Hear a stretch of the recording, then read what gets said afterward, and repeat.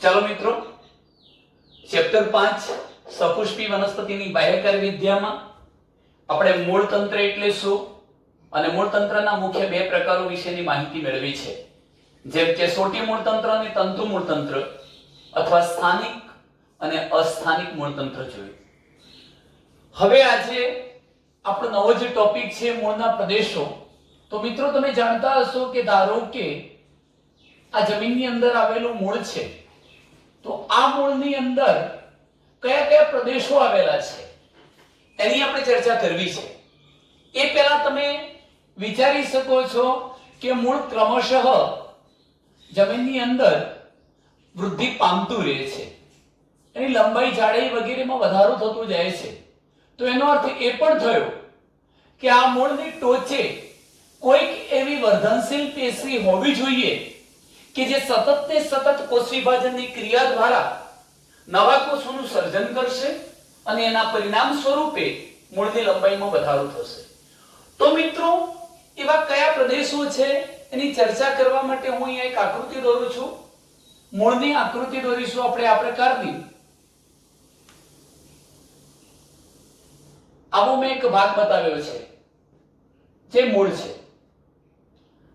આ મૂળની અંદર મહત્વના મુખ્યત્વે ત્રણ પ્રદેશો પાડીશું. જેમ કે હું આટલા ભાગની અંદર એક પ્રદેશ લખીશ અને એ પ્રદેશને નામ આપીશું. આ પ્રથમ પ્રદેશ વર્ધી પ્રદેશ. આને આપણે નિર્માણ પ્રદેશ પણ કહી શકીએ. નિર્માણ પ્રદેશ. બીજા નંબરનો પ્રદેશ છે, ધારો કે આટલા વિસ્તારમાં હું જે બતાવીશ એ બીજા નંબરનો પ્રદેશ છે વિસ્તરણ પ્રદેશ. વિસ્તરણ પ્રદેશ. અને હવે છેલ્લો જે પ્રદેશ આપણે આટલા વિસ્તારમાં બતાવીશું એ ત્રીજા નંબરનો પ્રદેશ, જેને પરિપક્વન પ્રદેશ તરીકે ઓળખાવીશું. આમ તમે જોઈ શકો છો કે મૂળની રચનામાં મુખ્યત્વે ત્રણ પ્રદેશો આવેલા હશે, પણ આ ઉપરાંત તમારે એક ચોથી રચના પણ તમને કહેવાની છે, મૂળ ટોપ અથવા મૂળ ટોપી. આમ હવે મૂળની અંદર આપણે મહત્વના ચાર પ્રદેશોની વાત કરવી છે. એમાંનો એક પ્રદેશ થશે વર્ધી પ્રદેશ, બીજો પ્રદેશ છે વિસ્તરણ પ્રદેશ, ત્રીજો પ્રદેશ છે પરિપક્વન પ્રદેશ અને ચોથો પ્રદેશ જે મૂળની ટોચે આ જે વર્ધનશીલ પ્રદેશ છે એની ફરતે રક્ષણાત્મક આવરણ બનાવશે, જેને આપણે મૂળ ટોપી કહીશું. આમ ટોટલ આપણે ચાર પ્રદેશોની રચના સમજવી છે. તો પ્રથમ બાબત કે જો મૂળના પ્રદેશોની વાત કરીએ છીએ તો મૂળની અંદર મહત્વના ચાર પ્રદેશો: મૂળ ટોપ, વર્ધી પ્રદેશ, વિસ્તરણ પ્રદેશ અને પરિપક્વન પ્રદેશ. આપણે દરેક પ્રદેશને હવે સમજીએ. સર્વપ્રથમ જુઓ, આકૃતિમાં હું બતાવું છું. આ પ્રદેશને અલગ પેનથી બતાવીએ છીએ અને આ પ્રદેશની રચના કરનારા જે કોષો છે એને મિત્રો હું નાના બતાવું છું. કદમાં આ કોષો નાના છે. આ પ્રકારે નાનું કદ ધરાવતા જે કોષો બતાવ્યા છે એ બધા જ કોષોને આપણે વર્ધનશીલ પેશીના કોષો કહીશું. વર્ધનશીલનો મતલબ શું થાય? જે પેશીની રચના કરતા કોષો સતત ને સતત કોષ વિભાજન કરી નવા કોષોનું નિર્માણ કરવાની ક્ષમતા ધરાવે તે પેશીને વર્ધનશીલ પેશી કહેવાય. ફરીથી, વર્ધનશીલ પેશીનો મતલબ શું થાય? તો આ પેશી ધારો કે વર્ધનશીલ પેશી છે. આ પેશીની રચના કરતા દરેકે દરેક કોષ સતત કોષ વિભાજન કરીને નવા કોષોનું નિર્માણ કરવાની ક્ષમતા ધરાવે છે. તેથી આ પેશી વર્ધનશીલ પેશી થઈ અને જ્યાં વર્ધનશીલ પેશી આવેલી છે એવો પ્રદેશ વર્ધી પ્રદેશ અથવા નિર્માણ પ્રદેશ કહેવાય, કારણ કે ત્યાં સતત ને સતત નવા કોષોનું નિર્માણ થવાનું છે. આપણે આને હવે સમજીએ છીએ. જુઓ મિત્રો, તો સર્વપ્રથમ આ જે વર્ધી પ્રદેશ મેં લખ્યો છે એ વર્ધી પ્રદેશના જે કોષો છે એ કોષોની લાક્ષણિકતા શું છે? તો વર્ધી પ્રદેશના કોષો નાના છે અને ઘટ્ટ જીવરસ ધરાવે છે. એનો મતલબ કે સ્પષ્ટ કોષ કેન્દ્ર અને કોષરસ પણ ઘટ્ટ હશે, એટલે કે ઘટ્ટ જીવરસ ધરાવે છે. તેઓ પાતળી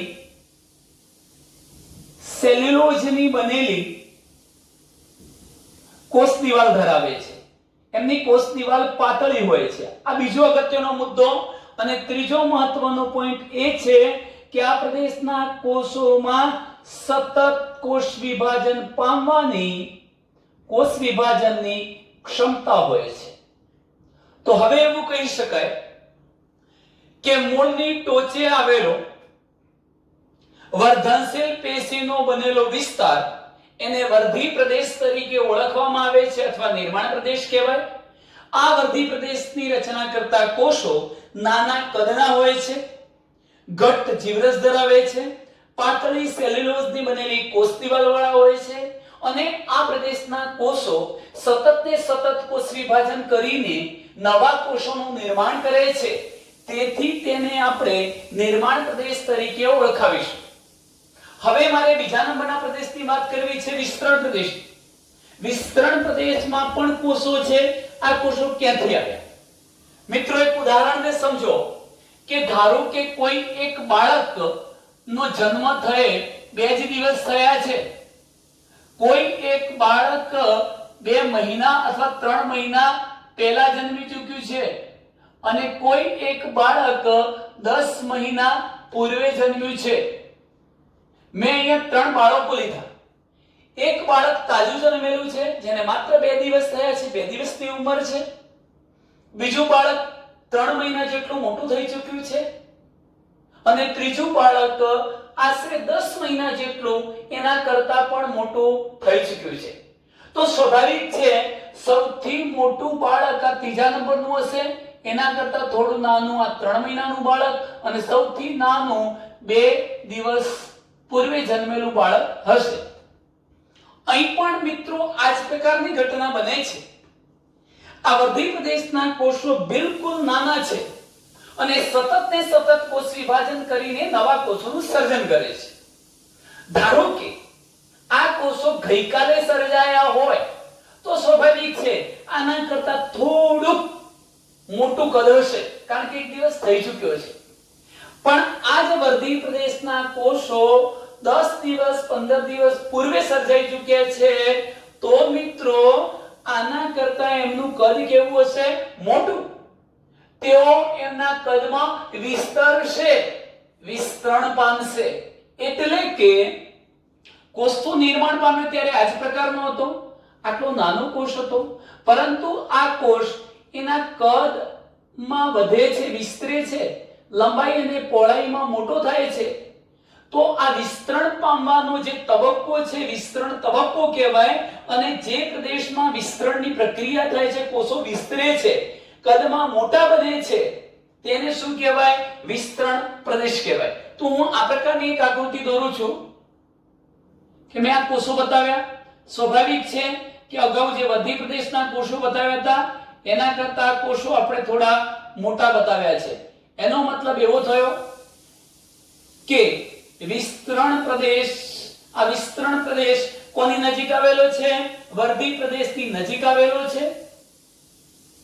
વર્ધી પ્રદેશના કોષો સતત કોષ વિભાજન પામી નવા કોષોનું સર્જન કરશે. આ જે નવા નિર્માણ પામેલા કોષો હતા એ હવે કદમાં વૃદ્ધિ પામે છે, એમ કહેવાય વિસ્તરે છે, તેમના કદમાં વિસ્તરણ થાય છે.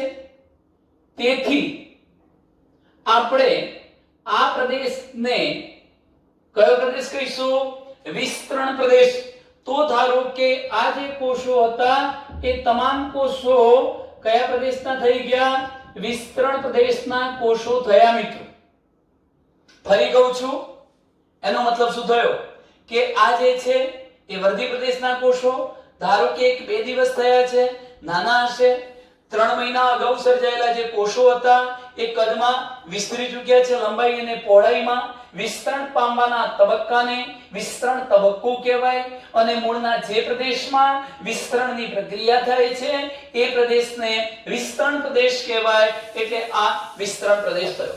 આને મિત્રો આ વિસ્તરણ કેમ થતું હોય છે તો કોષ દિવાલનું વિસ્તરણ થશે, પરિણામે કોષના કદમાં પણ વધારો થાય છે, જેને કારણે મૂળની લંબાઈમાં તો વધારો થાય જ છે, સાથે સાથે મૂળનો જે ઘેરાવો જાડાઈ હતી એમાં પણ વૃદ્ધિની પ્રક્રિયા જોવા મળે છે. હવે આપણે એક ત્રીજા પ્રદેશ તરફ જઈ રહ્યા છીએ, જે પ્રદેશ છે પરિપક્વન પ્રદેશ. હું મિત્રો અહીંયા આકૃતિમાં બતાવું છું અલગ પેનથી, જેથી તમે સારી રીતે સમજી શકો. મેં આ કોષો સ્વાભાવિક છે કે વિસ્તરણ પ્રદેશના કોષો કરતા કદમાં કેવા બતાવ્યા છે? મોટા. આ કોષો વિસ્તરણ પ્રદેશના કોષો કરતા કદમાં આપણે મોટા બતાવી ચૂક્યા છીએ. એનો મતલબ એવો થાય કે હવે કોષોનું કદ જેટલું મોટું થવું હતું, જેટલા કોષોના કદમાં વિસ્તરણ થવું જોઈતું હતું એ થઈ ચૂક્યું છે, એનાથી વધુ વિસ્તરણ હવે થવાનું નથી. કોષો પરિપક્વ થઈ ચૂક્યા છે, પુખ્ત બની ચૂક્યા છે, એમને જેટલું મહત્તમ કદ પ્રાપ્ત કરવું હતું તે તેઓ પ્રાપ્ત કરી ચૂક્યા છે. તો ટૂંકમાં આ કોષો કરતા આ કોષો મોટા બતાવ્યા, 3 મહિનાનું ઉદાહરણ આપ્યું. આના કરતા આ મોટા બતાવ્યા, 10 મહિનાનું ઉદાહરણ આપ્યું. એનો મતલબ કે વૃદ્ધિ પ્રદેશના કોષો સતત કોષ વિભાજન દ્વારા નવા કોષોનું નિર્માણ કરશે. એમાંના જે કોષો ખૂબ ઘણા સમય પહેલા નિર્માણ પામી ચૂક્યા હશે એ કદમાં વિસ્તરી તો ચૂક્યા હોય, પણ કદમાં વિસ્તરણ બાદ હવે એ કોષો પરિપક્વ બનવાના છે. પરિપક્વનો મતલબ કે તેઓ વિભેદન પામે છે. વિભેદનનો મતલબ શું થાય મિત્રો? આ વિસ્તરણ પ્રદેશની નજીક આવેલો પ્રદેશ પરિપક્વન પ્રદેશ છે. આ પ્રદેશના કોષો શું કરશે? હકીકતમાં તો આ જ કોષો હતા, થોડા દિવસ પહેલા સર્જાયા છે, આના કરતા થોડા દિવસ પહેલા, પરિણામે કદમાં પુખ્ત બની ચૂક્યા છે. હવે આ વિસ્તરણ પ્રદેશના કોષો જ્યારે વિભેદન પામશે, વિભેદન એટલે શું મિત્રો? નિશ્ચિત કાર્ય કરવા માટે તેઓ પોતાના કદ અને સ્વરૂપમાં ફેરફાર કરશે.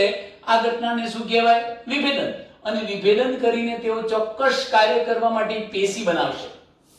તો એમ કહી શકાય કે વિસ્તરણ પ્રદેશની નજીકના જે કોષો હતા એ હવે વિભેદન પામે છે, પુખ્ત બને છે, નિશ્ચિત કાર્ય કરવા માટે પેશી બનાવે છે. આવા પ્રદેશને પરિપક્વન પ્રદેશ તરીકે ઓળખવામાં આવે છે. આવા પ્રદેશને પરિપક્વન પ્રદેશ તરીકે આપણે ઓળખાવીશું મિત્રો. તો આ પ્રદેશ કયો થઈ ગયો? પરિપક્વન પ્રદેશ. એનો મતલબ કે હવે અહીંના કોષો પુખ્ત બની ચૂક્યા છે, નિશ્ચિત કાર્ય કરવા માટે તેઓ વિભેદિત થઈ પેશીઓ બનાવશે. તો આમ મૂળના મહત્વના 3 પ્રદેશ થયા. આમાં એક મહત્વનો પોઈન્ટ તમને એ પણ કહેવો છે મિત્રો કે ધારો કે આ અધિસ્તરીય કોષો છે. અધિસ્તરીય કોષોનો મતલબ એવો થાય કે કોઈ પણ અંગ હોય, મૂળ, પ્રકાંડ કે પર્ણ, એની સૌથી બહારની સપાટી એને અધિસ્તર કહેવાય અને અધિસ્તરની રચના કરતા કોષોને અધિસ્તરીય કોષો કહેવાય. તો આ જે કોષો થયા એ અધિસ્તરીય કોષો છે. હું એમ નથી કહેતો બધા અધિસ્તરીય કોષો, પરંતુ કેટલાક અધિસ્તરીય કોષો પરથી આ રીતે બારીક નાજુક દોરી જેવા મૂળરોમ ઉત્પન્ન થાય છે. તેથી ઘણી વખત આ પરિપક્વન પ્રદેશને મૂળરોમ પ્રદેશ તરીકે પણ ઓળખવામાં આવે છે. આ મૂળરોમ નિર્માણ પામે છે આ પ્રકારના મિત્રો. મૂળરોમ આ શું બન્યું? ફરીથી કહીશ કે કેટલાક અધિસ્તરીય કોષોમાંથી બારીક નાજુક દોરી જેવા મૂળરોમ ઉત્પન્ન થાય છે. જો કે આ પ્રદેશને કહેવો હોય જ્યાંથી મૂળરોમ ઉત્પન્ન થાય છે એવા પરિપક્વન પ્રદેશના વિસ્તારને એટલા ભાગને કહેવું હોય તો મૂળરોમ પ્રદેશ પણ કહી શકાય. મૂળરોમનું કાર્ય શું છે આપણે અગાઉ સમજીશું. આ મૂળરોમ ભૂમિમાંથી પાણી અને ખનિજ ક્ષારોના શોષણ માટેની સપાટીમાં વધારો કરવાનું કાર્ય કરે છે મિત્રો. તો આમ મહત્વના 3 પ્રદેશોની આપણે ચર્ચા કરી ચૂક્યા છીએ. હવે એક ચોથી બાબત જોવી છે આપણે, મૂળટોપ. મૂળટોપ શું છે એને આકૃતિમાં બતાવું છું. મેં આ પ્રકારની એક રચના દોરી છે, ટોપી જેવી આ રચના બતાવી છે મિત્રો. આ રચના કોનું રક્ષણ કરે છે તમે જોઈ શકો છો કે મૂળની ટોચે આવેલા વર્ધી પ્રદેશનું રક્ષણ કરે છે.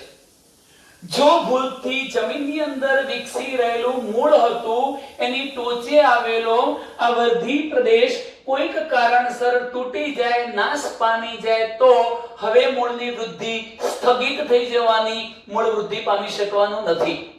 તો એવું ન થાય એટલા માટે આ વર્ધી પ્રદેશની આસપાસ ગોઠવાયેલી અને રક્ષણ આપતી જે રચના છે એ રચનાને શું કહેવાય છે? મૂળ ટોપ. આને બતાવી દઉં છું. આ રીતે તમને ખબર પડશે સ્પષ્ટ કે આ પ્રકારે બતાવેલી જે રચના છે એ મૂળ ટોપી છે. અને આ મૂળ ટોપી એ મૂળની ટોચે ગોઠવાયેલો જે વર્ધનશીલ પ્રદેશ છે એ વર્ધનશીલ પ્રદેશનું રક્ષણ કરે છે, એને ઈજા સામે રક્ષણ આપવાનું કાર્ય કરે છે. સાથે સાથે એવું પણ કહી શકાય કે મૂળનો ટોચનો કેટલાક મિલીમીટર વિસ્તાર, કેટલાક મિલીમીટર આટલો જ વિસ્તાર કે જે કોના વડે ઘેરાયેલો છે? મૂળ ટોપી વડે. એટલા વિસ્તારને પણ આપણે વર્ધી પ્રદેશ કહી શકીએ.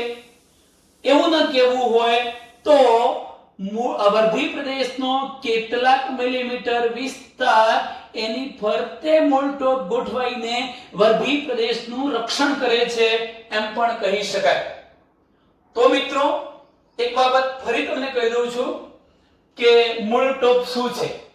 ઘણી વખત સિલાઈ કામ કે ઘાસનું કામ કરનારી જે યુવતીઓ કે યુવક હોય, દરજી કામ કરનારા, એ તમે જોયું હશે કે આંગળીની ટોચે એક ધાતુનું ટોપચું કે અંગુલિત્ર પહેરે છે. અંગુલિત્ર અથવા ધાતુનું બનેલું ટોપચું એને પહેરશે. શા માટે? કે કામ કરતી વખતે એમને સોય ના વાગી જાય. તો આંગળીની ટોચનું રક્ષણ કરવા માટે ધાતુની બનેલી ટોપચા જેવી કે અંગુલિત્ર જેવી રચનાને પહેરે છે. એ કોને બચાવે છે? આંગળીની ટોચને. એ જ રીતે આ જે મૂળ ટોપી છે એ મૂળ ટોપ જેવી રચના મૂળના વર્ધી પ્રદેશનું કે જે મૂળની ટોચે આવેલો પ્રદેશ છે એવા નાજુક પ્રદેશનું રક્ષણ કરવાનું કાર્ય કરે છે. બીજા બે શબ્દો કહું છું કે જો વનસ્પતિ સ્થલીય છે, સ્થલીયનો મતલબ જમીન પર ઉગે છે અને એનું મૂળતંત્ર જમીનની અંદર વિકસે છે, ત્યારે તો આ રક્ષણ આપતી રચનાને આપણે મૂળટોપ નામ આપીએ જ છીએ.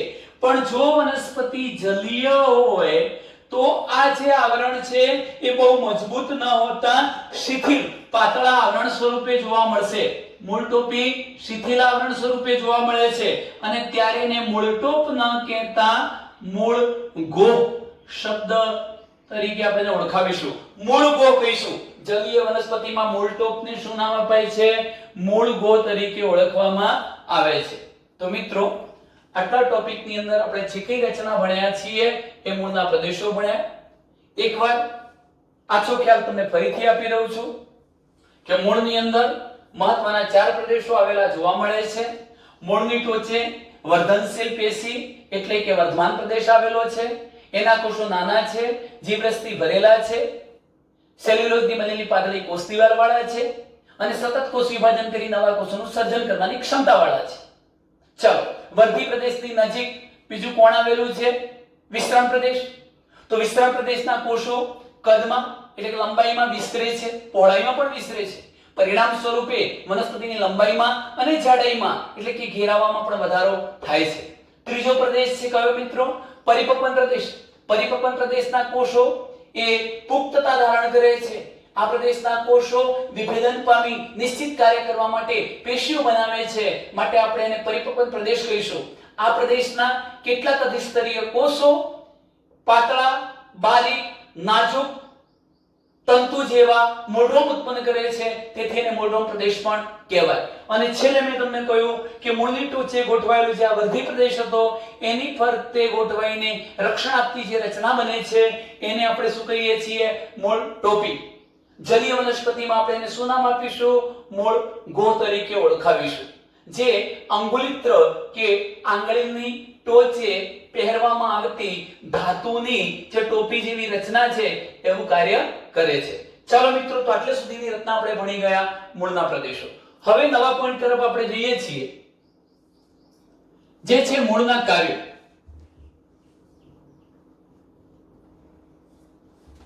આમાં બે બાબતો આપણે લઈશું કે એક તો મૂળના સામાન્ય કાર્યો કયા છે, મૂળ કયા સામાન્ય કાર્યો કરે, અને બીજી બાબત હું તમને મિત્રો સમજાવવાનો છું કે મૂળના વિશિષ્ટ કાર્યો કયા છે?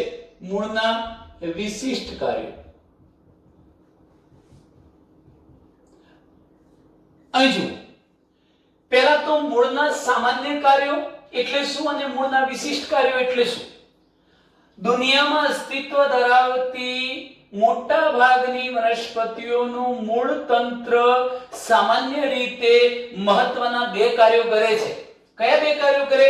તમે જાણો છો કે મૂળ જમીનમાંથી પાણી અને ખનિજ ક્ષારોનું શોષણ કાર્ય કરે છે. એક કાર્ય થયું કે જમીનમાંથી પાણી અને ખનિજ ક્ષારોને શોષી લેવું. બીજું કાર્ય શું થયું કે વનસ્પતિના અન્ય જે ભાગો હતા એ ભાગોને જમીન સાથે મજબૂત રીતે જકડી રાખવા. જો મૂળ તંત્ર ન હોય તો પ્રકાંડ, પર્ણ આ બધા ભાગો ટકી શકે નહીં. તો સમગ્ર વનસ્પતિને આ મૂળ તંત્ર શું કરશે? જમીન સાથે મજબૂત રીતે જકડી રાખે છે, એને પડી જતી અટકાવે છે. તો મહત્વના કાર્યો તો મુખ્ય બે થયા. કયા બે?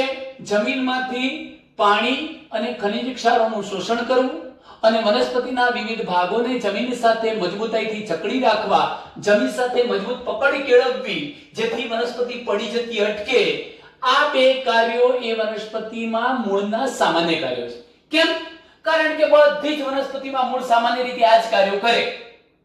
હા, બીજા પણ કાર્યો છે મિત્રો.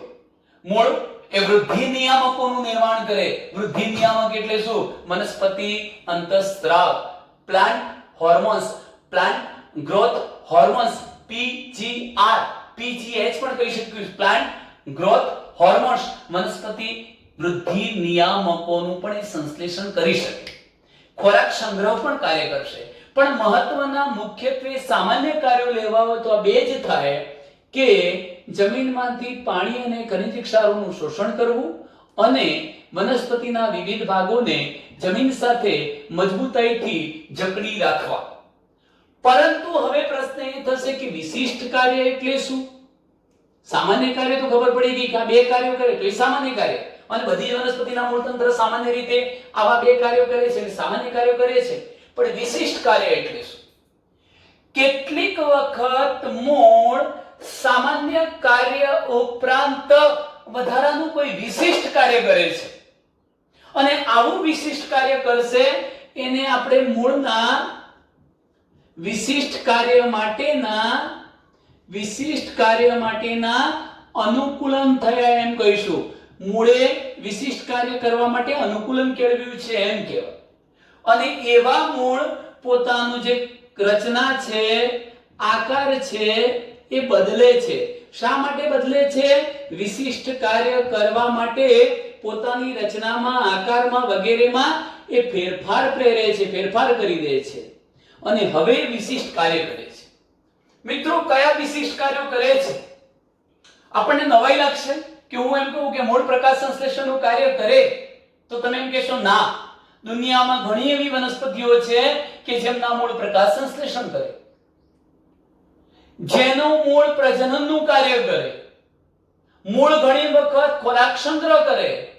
આ કાર્યો એને ન કરવાના કાર્યો થયા. એ સામાન્ય કાર્યો નતા. સામાન્ય કાર્યો ઉપરાંત વધારાના કેટલાક કાર્યો કરે છે. એને મૂળના વિશિષ્ટ કાર્યો અથવા વિશિષ્ટ કાર્ય માટેના અનુકૂલનો કહેવાય. મૂળ આવા વિશિષ્ટ કાર્યો કરવા માટે સામાન્ય રીતે રૂપાંતરિત બનતું હોય છે. પોતાની રચના, આકાર, કદ આ બધામાં થોડો ફેરફાર કરે છે અને વિશિષ્ટ કાર્ય એટલે કે અનુકૂલન કેળવે છે. કયા વિશિષ્ટ કાર્યો કરે છે એનો મિત્રો હું અહીંયા તમને લિસ્ટ આપું છું. જુઓ, જેમ કે પ્રથમ લખું છું કે મૂળ ખોરાક સંગ્રહ કરવાનું વિશિષ્ટ કાર્ય પણ કરી શકે. મૂળનું ખોરાક સંગ્રહ માટેનું વિશિષ્ટ કાર્ય, આ એક કાર્ય થયું. બીજા નંબરના મુદ્દા તરફ આપણે જઈએ છીએ. મૂળનું યાંત્રિક યંત્ર જેવું આધાર આપવાનું કાર્ય, યાંત્રિક આધાર માટેનું વિશિષ્ટ કાર્ય. મૂળનું યાંત્રિક આધાર માટેનું વિશિષ્ટ કાર્ય. ત્રીજું કાર્ય લખીએ છીએ મિત્રો, મૂળનું આરોહણ માટેનું વિશિષ્ટ કાર્ય. દરેક શબ્દને આપણે સમજીએ છીએ. હું પહેલા કયા વિશિષ્ટ કાર્યો કરે છે એ કહી દઉં અને પછી આ આરોહણની ઘટના વગેરે શું છે એને સમજીએ. મૂળનું આરોહણ માટેનું વિશિષ્ટ કાર્ય. ચોથા નંબરનું કાર્ય છે મૂળનું પ્રકાશ સંશ્લેષણ માટેનું વિશિષ્ટ કાર્ય. મૂળનું પ્રકાશ સંશ્લેષણ માટેનું વિશિષ્ટ કાર્ય. પાંચમું કાર્ય લખું છું મૂળનું શ્વસન માટેનું વિશિષ્ટ કાર્ય. છઠ્ઠું કાર્ય લખીએ છીએ મૂળનું ભેજ શોષણ કરવાનું વિશિષ્ટ કાર્ય. સાતમું કાર્ય લખીશું મૂળનું પરોપજીવનનું વિશિષ્ટ કાર્ય. પરોપજીવી મૂળ, પરોપજીવન કરવાનું વિશિષ્ટ કાર્ય. મૂળનો પરોપજીવન માટેનું વિશિષ્ટ કાર્ય. આઠમું કાર્ય લખું છું મૂળનું સહજીવન માટેનું વિશિષ્ટ કાર્ય. અને છેલ્લું મૂળનું પ્રજનન માટેનું વિશિષ્ટ કાર્ય. જો મિત્રો અહીંયા આ સમગ્ર યાદી જોઈને તમને લાગશે કે ખરેખર મૂળને આમાંથી કોઈ જ કાર્ય નહોતું કરવાનું. મૂળને તો આ બે જ કાર્યો કરવાના હતા. જે કરવાના હતા એ કાર્યો કરશે તો સામાન્ય કાર્ય, અને નથી કરવાના એવા કાર્યો પણ કરશે એ વિશિષ્ટ કાર્ય. તો હવે મૂળ કયા કયા વિશિષ્ટ કાર્યો કરે છે? ખોરાક સંગ્રહ માટેનું, યાંત્રિક આધાર માટેનું, આરોહણ માટેનું, પ્રકાશ સંશ્લેષણ, શ્વસન, ભેજ શોષણ, પરોપજીવન, સહજીવન, પ્રજનન આવા વિશિષ્ટ કાર્યો મૂળ કરી શકે. એમાંથી મિત્રો આપણી બુકમાં કદાચ ઉદાહરણો આપેલા છે પણ ડિટેલમાં એનું વર્ણન નથી આપેલું. આમ છતાં આપણે એને સમજવાનો પ્રયત્ન કરીએ છીએ. જેમ કે હું પ્રથમ લઉં છું મૂળનું પહેલું વિશિષ્ટ કાર્ય સમજાવું. મૂળનું ખોરાક સંગ્રહ માટેનું વિશિષ્ટ કાર્ય.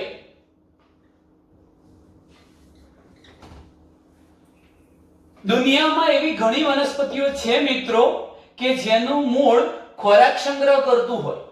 હવે તમારે એ બાબત વિચારવાની કે સામાન્ય રીતે જો મૂળ ખોરાકનો સંગ્રહ કરતું હોય તો મૂળનો આકાર બદલાઈ જવાનો. એટલે આવા મૂળ જે ખોરાક સંગ્રહ મૂળ હોય છે એ મોટા ભાગે જમીનની અંદર હોય છે, ભૂમિગત. આવા ભૂમિગત હોય છે. બીજા નંબરનો મુદ્દો વિવિધ આકારના, જુદા જુદા આકારના હોય છે. હું બતાવું છું તમને કેવા આકારના. વિવિધ આકારના, ભૂગર્ભી એટલે ભૂમિગત હોય છે અને વિવિધ આકારના હોય છે. તમે જોઈ શકો છો કે મૂળ ખોરાક સંગ્રહનું વિશિષ્ટ કાર્ય કરે. પણ મિત્રો તમને ખબર છે કે મૂળના મુખ્યત્વે બે પ્રકાર હતા. કયા બે પ્રકાર હતા? તો સોટી મૂળ અને તંતુ મૂળ. એનો મતલબ એ થાય કે સોટી મૂળ પણ ખોરાકનો સંગ્રહ કરવાનું છે અને તંતુ મૂળ પણ ખોરાકનો સંગ્રહ કરવાનું છે. હું તમને એવા ઉદાહરણો આપું છું કે એવી કઈ વનસ્પતિ છે કે જેમાં સોટી મૂળની અંદર ખોરાકનો સંગ્રહ થતો હોય. તો એવા બે ત્રણ ઉદાહરણો આપીએ મિત્રો. તમે જાણતા હશો ગાજર. બીજું ઉદાહરણ લખું છું મૂળો. અને ત્રીજું ઉદાહરણ લખું છું બીટ. આ મેં ત્રણ ઉદાહરણો લખ્યા છે, ગાજર, મૂળો અને બીટ. આ ત્રણ વનસ્પતિઓમાં સોટી મૂળ ખોરાકનો સંગ્રહ કરે છે. આપણે બજારમાં ઉપલબ્ધ જે ગાજર લાવીએ, મૂળો લાવીએ કે બીટ લાવીને ખાઈએ છીએ એ હકીકતમાં મિત્રો શું છે? ફળ નથી, એ મૂળ છે. ખોરાક સંગ્રહિત મૂળ છે. અહીં જુઓ, એવી રીતે હું તંતુ મૂળની વાત કરું. તંતુ મૂળમાં ખોરાક સંગ્રહ થતો હોય એવી વનસ્પતિઓ છે શક્કરિયું, શતાવરી, ડહાલિયા. આવી બધી વનસ્પતિઓના આપણે ઉદાહરણો આપી શકીએ. હવે જુઓ મિત્રો, સામાન્ય રીતે યાદ રાખો કે આ જમીન છે, આ ભૂમિ છે અને આ ગાજર નામની વનસ્પતિ છે. અને એના ધારો કે આ પર્ણો છે, આ પર્ણો છે. પર્ણોનું કાર્ય શું છે? પ્રકાશ સંશ્લેષણ કરી અને ખોરાક બનાવવો. આ પર્ણો દ્વારા તૈયાર થયેલો ખોરાકનો વધારાનો જથ્થો, અનામત જથ્થો મૂળની અંદર સંગ્રહ પામે. મૂળ ખોરાકનો સંગ્રહ કરશે. કેમ કરશે? તો જ્યારે વનસ્પતિમાં સુસુપ્ત અવસ્થા આવવાની, જેમ કે ચોમાસાનો સમય ચાલી રહ્યો હોય અને ચોમાસાના સમયગાળા દરમિયાન જ્યારે પર્યાપ્ત માત્રામાં સૂર્યપ્રકાશ પ્રાપ્ત નથી થતો, ત્યારે પર્ણો પ્રકાશ સંશ્લેષણનું કાર્ય કરી શકવાના નથી અથવા નહિવત માત્રામાં કરશે, એટલે પર્યાપ્ત ખોરાકનો જથ્થો બનશે નહીં. એવા સંજોગોમાં અહીંયા મૂળમાં સંગ્રહિત જે ખોરાક છે એને સુસુપ્ત અવસ્થા ગાળવામાં મદદરૂપ બનશે. જ્યારે વનસ્પતિ ખોરાક નથી બનાવી શકતી ત્યારે મૂળમાં સંગ્રહિત ખોરાકનો ઉપયોગ કરી પોતાનું જીવન વ્યતીત કરી શકે. તો ટૂંકમાં હવે હું તમને બતાવું છું કે ધારો કે આ સોટી મૂળ એટલે આ પ્રકારનું એક મૂળ દોરું છું મિત્રો. આટલું મેં એક લાંબુ સોટી જેવું મૂળ બતાવ્યું છે. મારે એવું બતાવવું છે આ સોટી મૂળમાં ખોરાકનો સંગ્રહ થાય. ચાલો બીજી વનસ્પતિ પણ જોડે બતાવી દઉં છું.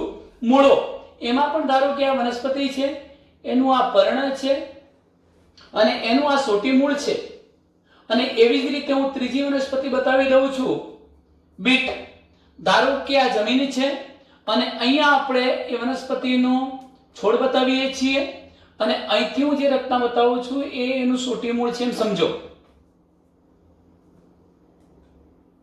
ચલો આ ત્રણેય મૂળ સોટી જેવા સોટી મૂળ છે, એમાં ખોરાકનો સંગ્રહ કેવી રીતે થાય છે સમજો જરા ધ્યાનથી. તો ગાજરની અંદર ખોરાકનો સંગ્રહ મિત્રો શંકુ આકારે થાય છે, શંકુ જેવા આકારે. મૂળાની અંદર ખોરાકનો સંગ્રહ ત્રાકાકારે થાય છે, ત્રાકાકાર. અને બીટમાં ભમરડા જેવો એટલે ભ્રમરાકાર સ્વરૂપે ખોરાક સંગ્રહ થાય છે. તેથી ગાજરને શંકુ આકારનું ખોરાક સંગ્રહી મૂળ કહેવાય, મૂળાને ત્રાકાકાર ખોરાક સંગ્રહી મૂળ કહેવાય અને બીટને ભ્રમરાકાર ખોરાક સંગ્રહી મૂળ કહેવાય. કેવી રીતે હવે આમાંથી ગાજર બને છે જુઓ.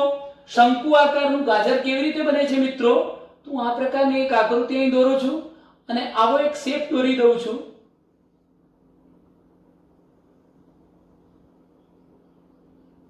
મિત્રો ગાજર તૈયાર થઈ ગયું. એનો મતલબ એવો થયો કે જ્યારે આ પર્ણોએ ખોરાક નિર્માણ કર્યું તો ખોરાકનો વધારાનો જથ્થો આ સોટી મૂળની અંદર સંગ્રહ તો પામ્યો, પણ આ સોટી મૂળનો પાયો કહેવાય, ના ટોચ કહેવાય. પાયાના ભાગે ખોરાક સંગ્રહ વધુ થયો એટલે એટલો ભાગ વધુ ફૂલી ગયો. પછી ધીમે ધીમે ખોરાક સંગ્રહ ઓછો થતો જાય, ધીરે ધીરે ઓછો થતો જાય અને પરિણામે એ કેવો આકાર ધારણ કરે છે? શંકુ આકાર. એટલે ગાજર શંકુ આકારનો ખોરાક સંગ્રહી મૂળ કહેવાય. એવી રીતે મૂળાની વાત કરું છું મિત્રો. અહીં તમે જોઈ શકો છો કે હું આ પ્રકારની એક રચના બતાવું છું.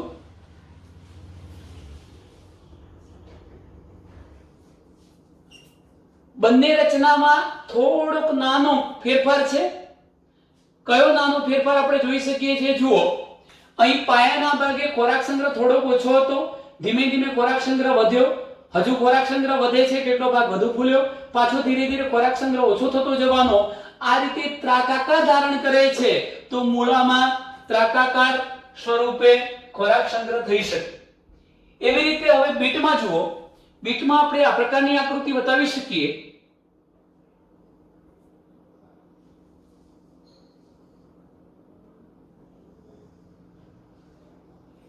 આવી આકૃતિ બતાવીશું મિત્રો.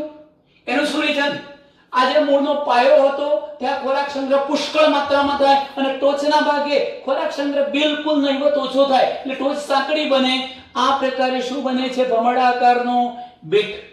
તો હવે કહી શકાય કે સોટી મૂળ ખોરાક સંગ્રહ કરે છે, ગાજર મૂળો બીટ. ગાજરની અંદર શંકુ આકારે ખોરાક સંગ્રહ થાય, મૂળામાં ત્રાક આકારે થાય અને બીટમાં ભમરડા આકારે ખોરાક સંગ્રહ થઈ શકે. ચાલો મિત્રો, અહીં તમે જુઓ તંતુ મૂળ. પહેલા એક બાબત યાદ રાખો કે જો તંતુ મૂળમાં ખોરાકનો સંગ્રહ થાય છે, તંતુ મૂળ ખોરાક સંગ્રહ કરે ત્યારે એને શાકંદ મૂળ કહેવાય. કયું મૂળ કહેવાશે?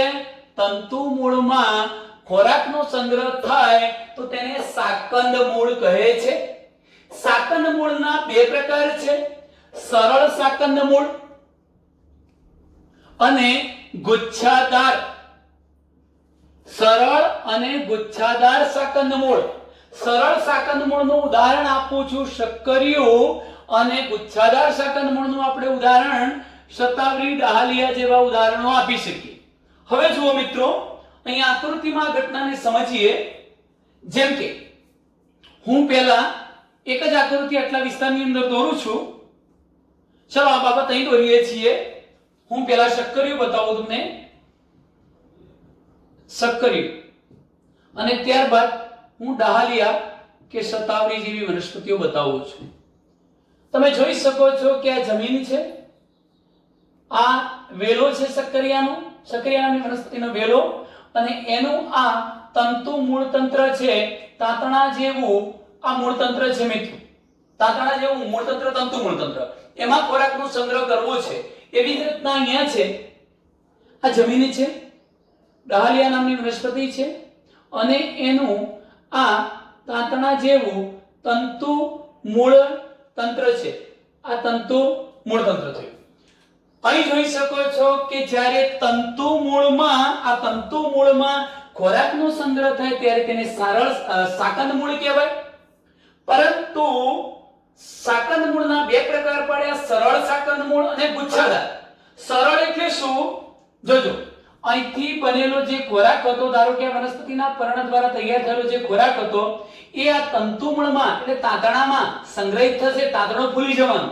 પણ બધા તાંતણાઓ ખોરાક સંગ્રહ ન કરે. ધારો કે આ એક તાંતણામાં ખોરાક સંગ્રહ થયો છે. અહીંયા માની લો કે હું આ પ્રકારની રચના બતાવું છું.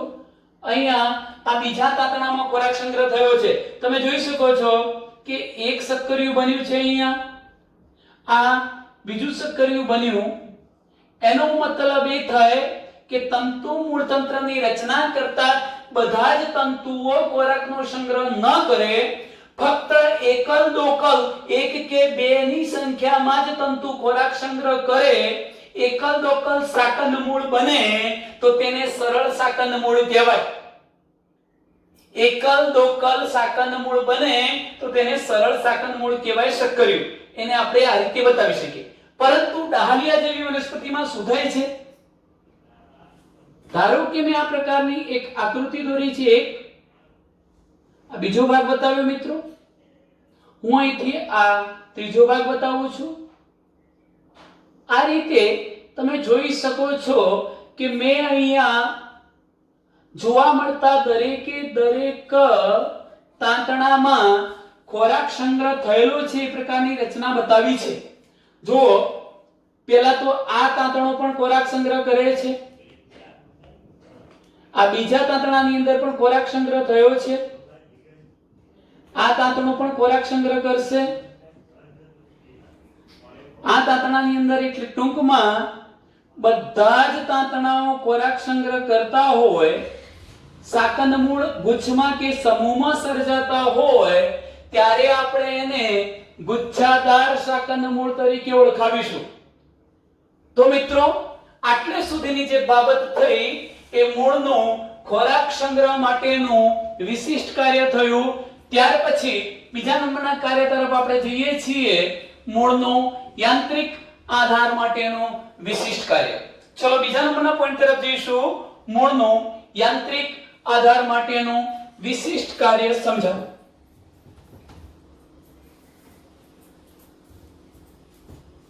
એમાં આપણે ઉદાહરણો આપી શકીએ મિત્રો કે મૂળનો યાંત્રિક આધાર. યાંત્રિક આધાર એટલે શું?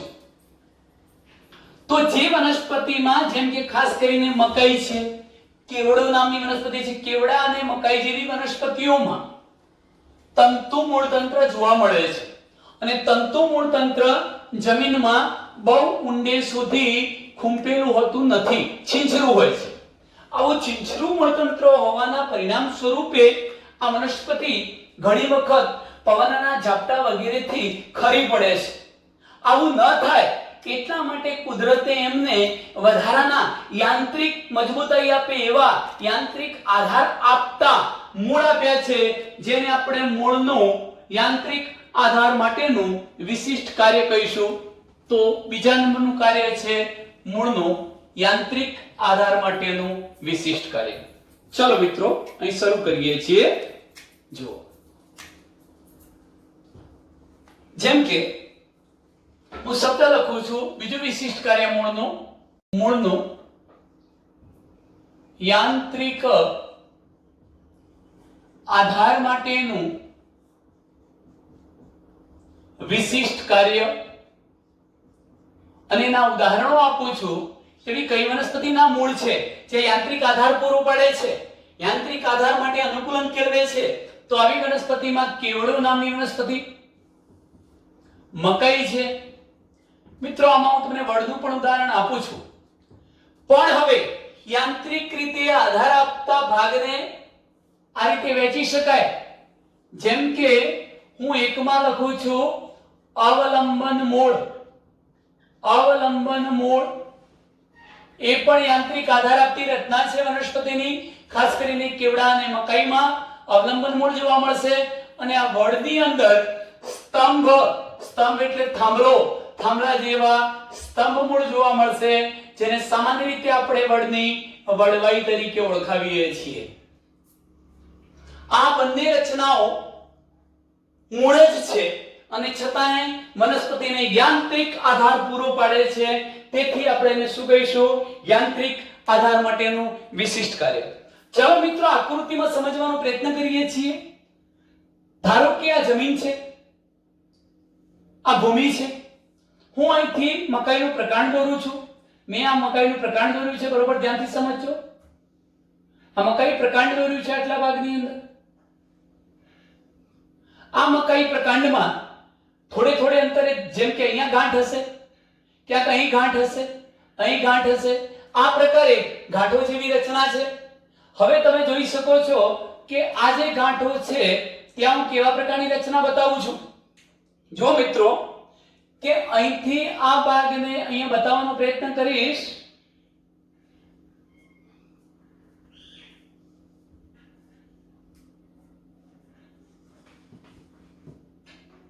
આ પ્રકારની રચના બતાવી છે. એવી રીતે તમે જોઈ શકો છો. આ પ્રકારની રચના બતાવી. તમને ખ્યાલ આવી જશે કે મકાઈ જેવી એકદળી વનસ્પતિનું મૂળ તંત્ર છીછરું છે, જમીનમાં બહુ ઊંડે સુધી પ્રસરેલું નથી. તેથી આવી વનસ્પતિને વધારાનો આધાર મેળવવાની જરૂરિયાત રહે છે. આ વનસ્પતિ પવનના ઝાપટા સાથે ખરી ન પડે એટલા માટે કુદરતે એને આવા વિશિષ્ટ પ્રકારના અવલંબન મૂળ આપ્યા છે. તો અવલંબન મૂળ એટલે શું? મકાઈ અને કેવડા જેવી વનસ્પતિઓમાં એનું ભૂમિગત મૂળ તંત્ર છીછરું છે, બહુ ઊંડે ખૂંપેલું નથી. માટે વનસ્પતિને વધારાના યાંત્રિક આધારની જરૂરિયાત રહે છે. અને તેથી જ ભૂમિની નજીક રહેતી આ જે પ્રકાંડની ગાંઠો હતી, આ ભૂમિની નજીક રહેતી પ્રકાંડની ગાંઠો પરથી નિર્માણ પામતા અસ્થાનિક મૂળ કે જે જમીનની દિશા તરફ ત્રાંસા લંબાય છે અને ત્રાંસા લંબાઈ સમય જતા જમીનમાં દાખલ થાય છે. જમીનમાં દાખલ થઈને વનસ્પતિને વધારાનો ટેકો પૂરો પાડે છે. એવા મૂળને અવલંબન મૂળ કહે છે. એ પણ મૂળનું યાંત્રિક આધાર માટેનું વિશિષ્ટ કાર્ય કહેવાય. એવી રીતે તમે જાણતા હશો વડની વડવાઈ. વડની વડવાઈમાં આપણે બતાવી શકીએ મિત્રો કે ધારો કે આ વડનું પ્રકાંડ છે અને આ એના બધા ડાળખા છે. આ એના વડના ડાળખા છે. આખું આ વડ વૃક્ષ બતાવી દીધું. પરિસ્થિતિ શું થાય છે? આ ભૂમિ છે. હવે આ વૃક્ષ એટલે કે વડમાં એની જે અનુપ્રસ્થ શાખાઓ, આ આડી જે શાખાઓ હતી, અનુપ્રસ્થ શાખાઓ એટલે એના આડા ડાળખા, એ મોટા થવાના, વજનદાર બનવાના અને પોતાના જ ભાર હેઠળ તૂટી ન જાય તે માટે કુદરતે એને શું આપ્યું છે? તો જોજો, આ મુખ્ય પ્રકાંડની જે અનુપ્રસ્થ આડી શાખાઓ હતી, સમક્ષિતિજ શાખાઓ, એ શાખા પરથી સમૂહમાં દોરડા જેવા અથવા સ્તંભ એટલે થાંભલા જેવા મૂળ ઉત્પન્ન થાય છે, જે જમીનની અંદર દાખલ થાય છે. જેમ જેમ સમય વીતતો જાય તેમ તેમ આવા જે મૂળ હતા દોરડા જેવા એ વધુ જાડા પૃષ્ઠ એટલે થાંભલા જેવા બની જવાના અને થાંભલા જેવા બની જઈને વનસ્પતિને વધારાનો ટેકો પૂરો પાડે છે. આ પ્રકારની જે રચના થઈ એને આપણે સ્તંભ મૂળ અથવા વડની વડવાઈઓ કહીએ છીએ. તમે ઘણા બધા વડ એવા જોઈ શકશો મિત્રો કે એનું પ્રકાંડ ક્યાં છે પણ આપણે નક્કી કરી શકતા નથી. પ્રકાંડ બરોબર વચ્ચે રહી જાય, ઉપર ડાળખા હોય આડા, આ ડાળખા એટલે અનુપ્રસ્થ શાખાઓમાંથી થાંભલા જેવા એટલે કે સ્તંભ જેવા સામૂહિક દોરડા જેવા મૂળ ઉત્પન્ન થયા હોય. જમીનમાં દાખલ થાય, સમય જતાં એ જાડા બને થાંભલા જેવા અને વનસ્પતિના બધા ડાળખાઓને આખી વડ નામની વનસ્પતિને વધારાનો યાંત્રિક ટેકો પૂરો પાડે એટલે વચ્ચેનું જે આ મુખ્ય પ્રકાંડ હતું એ ઢંકાઈ જાય, આ બધો જ ભાગ જોઈન્ટ થઈ જાય એટલે જાણે કે આખું પ્રકાંડ જ મોટું છે એવું આપણને લાગે છે મિત્રો. તો આ રચના પણ વનસ્પતિમાં યાંત્રિક આધાર આપતી રચના છે. કોણ? વડની વડવાઈ. આપણે ત્રીજા વિશિષ્ટ કાર્ય તરફ જઈ રહ્યા છીએ. મૂળનું ત્રીજું વિશિષ્ટ કાર્ય છે આરોહણ. હું મિત્રો અહીંયા આકૃતિમાં બતાવું છું કે મૂળનું આરોહણ માટેનું વિશિષ્ટ કાર્ય સમજીએ. મૂળનું આરોહણ માટેનું વિશિષ્ટ કાર્ય સમજીએ છીએ. આનું એક ઉત્તમ ઉદાહરણ આપવું હોય તો આપણે અડુની વેલ, અડુની વેલ નામ સાંભળ્યું હશે. અડુની વેલ જેને આપણે સામાન્ય રીતે મની વેલ, મની પ્લાન્ટ કહીએ છીએ. અડુની વેલ મિત્રો, આ જે અડુની વેલ છે એની રચના શું છે પહેલા એ સમજી લઈએ.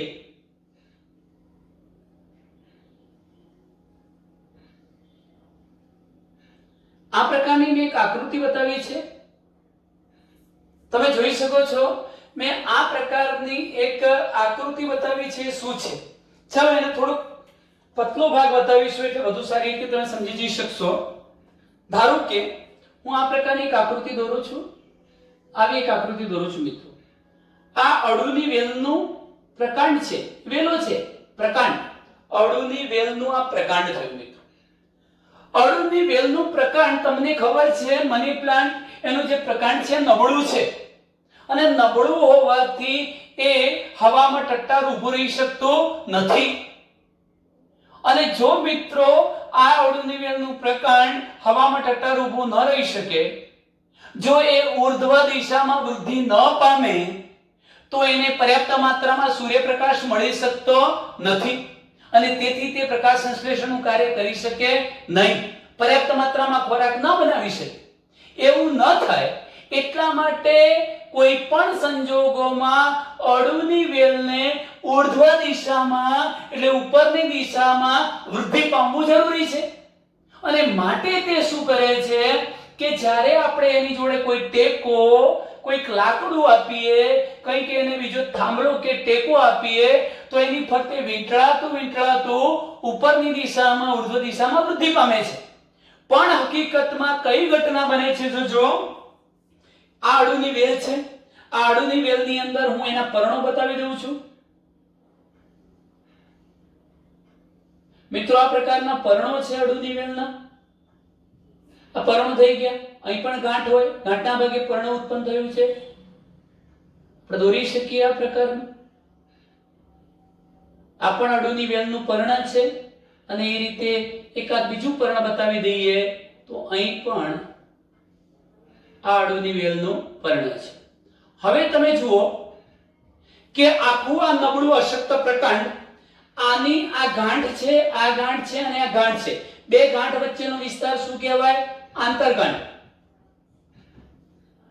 આ ગાંઠ અને આંતરગાંઠ પ્રદેશ પરથી શાખિત કે અશાખિત, આવા અશાખિત કાં તો પછી બતાવું તમને ગાંઠ કે આંતરગાંઠ પરથી નિર્માણ પામતા મિત્રો. જુઓ આ શાખિત બતાવું છું, શાખિત આ શાખા ધરાવતા. શાખિત કે અશાખિત મૂળ ઉત્પન્ન થાય છે બદામી રંગના. બદામી રંગના શાખિત કે અશાખિત મૂળ ઉત્પન્ન થાય છે. આવા મૂળને શ્લેષી મૂળ પણ કહેવાય, કારણ કે તે શ્લેષ્મનો સ્ત્રાવ, ચિકાસનો સ્ત્રાવ કરે છે. હવે આ ચિકાસ શું કરશે કે ધારો કે તમે અહીંયા કોઈક આધાર આપો છો તો ધીરે ધીરે આ ભાગ ઉર્ધ્વ દિશામાં વિકસશે, એની સાથે સાથે ગાંઠ અને આંતરગાંઠ પ્રદેશમાંથી આવા જે મૂળ ઉત્પન્ન થવાના શ્લેષ્માના કારણે એ આધાર સાથે ચોંટી જવાના, પરિણામે એટલો ભાગ અહીં સુધી ઉર્ધ્વ વૃદ્ધિ પામી શકવાનો, ફરી આ વનસ્પતિ લાંબી આગળ વિકસવાની, ફરીથી ગાંઠ આંતરગાંઠ પ્રદેશ પરથી આવા મૂળ ઉત્પન્ન થવાના, શ્લેષ્મનો સ્ત્રાવ કરશે, એ પણ પાછા યાંત્રિક આધાર સાથે ચોંટશે અને આમ કરતા કરતા વનસ્પતિ ઉર્ધ્વ દિશા તરફ વૃદ્ધિ પામે તો તે કાર્યને આરોહણનું કાર્ય કહેવાય. આ મૂળે શું કર્યું? આરોહણનું કાર્ય કર્યું. આરોહણ એટલે વનસ્પતિને ઉર્ધ્વ દિશામાં વૃદ્ધિ પામવા માટે મદદરૂપ રચના ઉત્પન્ન કરી. કઈ રચના ઉત્પન્ન કરી છે? બદામી રંગના શાખિત કે અશાખિત શ્લેષી મૂળ ઉત્પન્ન કર્યા, જે વનસ્પતિને આધાર સાથે ચોંટી જઈને ઉર્ધ્વ ઉપરની દિશામાં વિકસવામાં મદદરૂપ થાય છે. આવા કાર્યને આપણે મૂળનું આરોહણ માટેનું વિશિષ્ટ કાર્ય કહીશું. ચલો એવું જ એક કાર્ય આપણે ચોથા નંબરનું કાર્ય લઈએ છીએ. ચોથું કાર્ય ભણીશું કે જે છે મૂળનું પ્રકાશ સંશ્લેષણ માટેનું વિશિષ્ટ કાર્ય.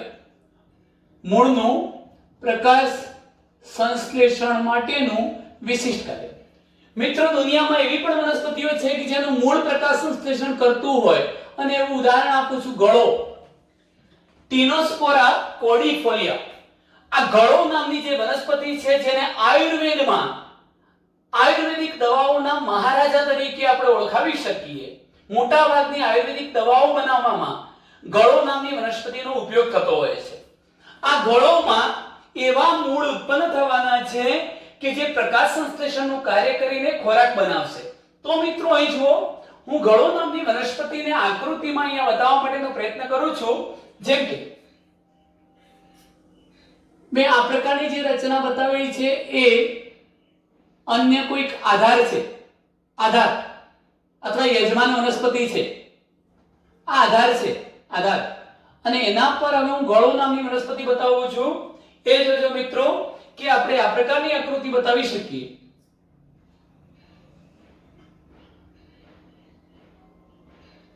આ હું ગળો નામની વનસ્પતિનું પ્રકાંડ બતાવું છું.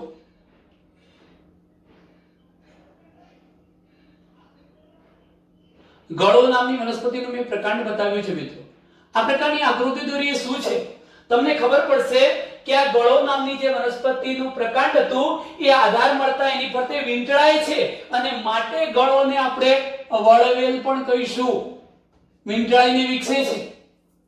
હવે આ ગળોનું જે પ્રકાંડ હતું એ તો વીંટળાય તો છે જ, પરંતુ આ ગળો નામની વનસ્પતિના પ્રકાંડ પર જે પર્ણો આવેલા હતા એ પર્ણો ખૂબ નાના છે.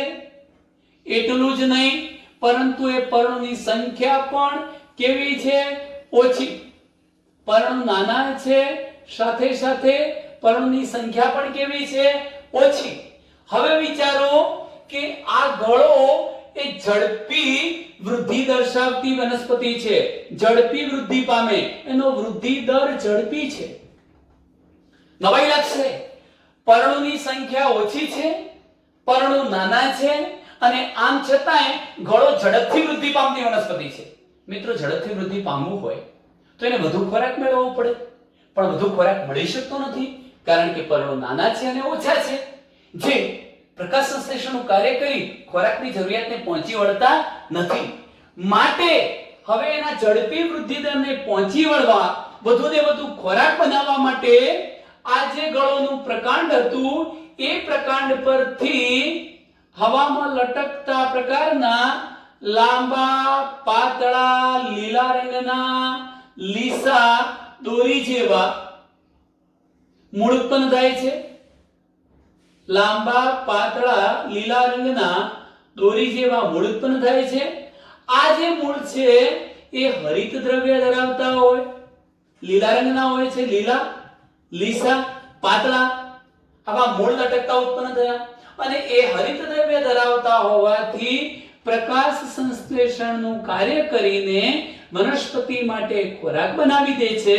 માટે આવા મૂળને આપણે નામ આપીએ છીએ પ્રકાશ સંશ્લેષી મૂળ અથવા એને પરિપાચી મૂળ કહેવાય, પરિપાચી મૂળ, અથવા તો એને આપણે ઓક્સિજન મુક્ત કરતા મૂળ પણ કહીશું.